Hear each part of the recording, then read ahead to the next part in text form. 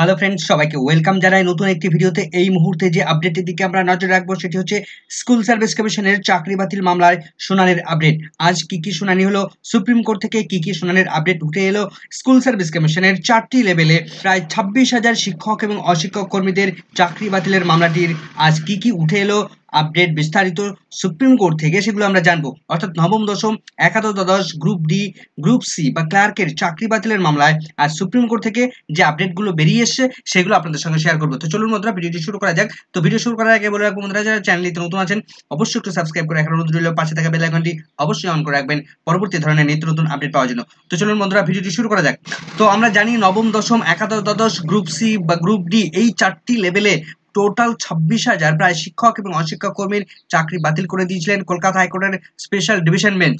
সেই মামলাটি সুপ্রিম কোর্টে মাননীয় চিফ জাস্টিস DY চন্দ্রচূড়ের বেঞ্চে কোর্ট নাম্বার 1-এ আজকে মামলাটি শুনানি ছিল। অর্থাৎ 6 মে 2024 তারিখে মামলাটি বিস্তারিত শুনানি হয়েছে। বিস্তারিত বলতে খুব একটা বেশি কিছু শুনানি বা এমন কিছু হয়নি, তো যেটুকু হয়েছে সেটুকুই বলবো। তো মোট কথা হচ্ছে আজকে কিন্তু এই স্কুল সার্ভিস কমিশনের চাকরি বাতিলের এই মামলাটির কোনো রকম শুনানি হয়নি। তো কেন এই ভিডিওটা করছি তার কারণ আপনাদের কিছু মেসেজ দেওয়া রয়েছে এই ভিডিওর মধ্যে।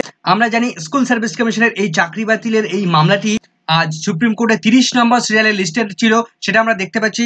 তো আজকে মাননীয় বিচারপতি 3 জাজ তারা কিন্তু বিস্তারিত শুনানি পর্যায়ে আজকে কিন্তু 30 নম্বরের আগে পর্যন্ত অর্থাৎ 29 নম্বর সিরিয়াল পর্যন্ত মামলাটি লাঞ্চের আগে তারা শুনানি করিয়েছিলেন এবং একটার সময় মাননীয় বিচারপতিরা লাঞ্চ শুরু করেন। তারপর 2টোর সময় গিয়ে এই মামলাটি পুনরায় আবার শুনানির জন্য ওঠে। তো যখন বিভিন্ন লয়াররা এই বিষয়টা নিয়ে উপস্থাপন করতে যান, তখন মাননীয় চিফ জাস্টিস তিনি বলেন, ঠিক আছে আপনাদের এই ম্যাটারটা আমি শুনছি, তবে এর পরে যে সমস্ত ম্যাটারগুলো রয়েছে অর্থাৎ অন্যান্য যে মামলাগুলো লিস্টেড ছিল সেই মামলাগুলো তিনি অল্প করে শুনে নিতে চেয়েছিলেন। তো অল্প করে শুনে নেওয়ার জন্য বেশ আগে ওদেরকে শুনে নিয়ে তারপরে ওয়েস্ট বেঙ্গলের এই ম্যাটারটি বিস্তারিত শুনানি করাতে চেয়েছিলেন। কিন্তু অন্যান্য যে পরের যে মামলাগুলো লিস্টেড ছিল সেই মামলাগুলো যখন শুনানি করাতে যান তখন কিন্তু একটি মামলার পরিপ্রেক্ষিতে কিন্তু অনেকক্ষণ দীর্ঘ শুনানি কিন্তু তিনি করিয়েছেন। তো সেক্ষেত্রে আজকের স্কুল সার্ভিস কমিশনের মামলার ক্ষেত্রে আর বিশেষ কিছু শুনানি বা হয়নি বা তিনি আর সময় দিতে পারেননি। সেক্ষেত্রে প্রায় 4টে বেজে গিয়েছিল, 4টের বেশি বেজে গিয়েছিল, তার ফলে এই মামলাটি কোনো রকম ভাবে আর শুনানি হয়নি।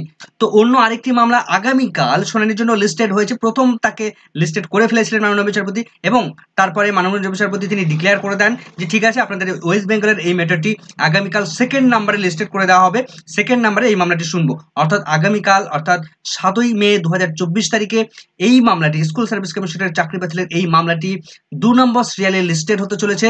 অর্থাৎ আগামীকালকে এই মামলাটি স্কুল সার্ভিস কমিশনের 4টি স্তরে চাকরি বাতিলের এই মামলাটি পুনরায় শুনানির জন্য উঠতে চলেছে 2 নম্বর সিরিয়ালে এই মামলাটি শুনানির জন্য লিস্টেড হতে চলেছে। তো আগামীকাল সকাল 10:30টায় প্রথম একটা শুনানির পর 2nd পজিশনে অর্থাৎ প্রায় 11টা 11:30 এমন ধরা যেতে পারে যে এই মামলাটি কিন্তু শুনানি শুরু হয়ে যাবে। তো আগামীকাল কি আপডেট উঠে আসে সেটা কিন্তু আমরা জানবো এবং আগামীকাল কিন্তু বিস্তারিত শুনানি হবে, এটুকু কিন্তু নিশ্চিতভাবে বলা যায়। যেহেতু ফার্স্ট দিকে উঠেছে সেহেতু কিন্তু এটুকু বলা যায় যে বিস্তারিত কিন্তু শুনানি করাবেন মাননীয় 3 জাজের এই বিচারপতিরা। তো কি আপডেট উঠে আসে সেদিকে আমাদের নজর থাকবে। পরবর্তী আপডেট পেলে অবশ্যই আপনাদের সঙ্গে শেয়ার করবো। এই মুহূর্তের ভিডিওটি ভালো লাগলে অবশ্যই লাইক এবং কমেন্ট করে যাবেন। চ্যানেলটিতে নতুন হলে অবশ্যই সাবস্ক্রাইব করে রাখবেন অনুরোধ রইল। পাশে থাকা বেল আইকনটি অবশ্যই অন করে রাখবেন পরবর্তী ধরনের আপডেট পাওয়ার জন্য। সকলকে ধন্যবাদ।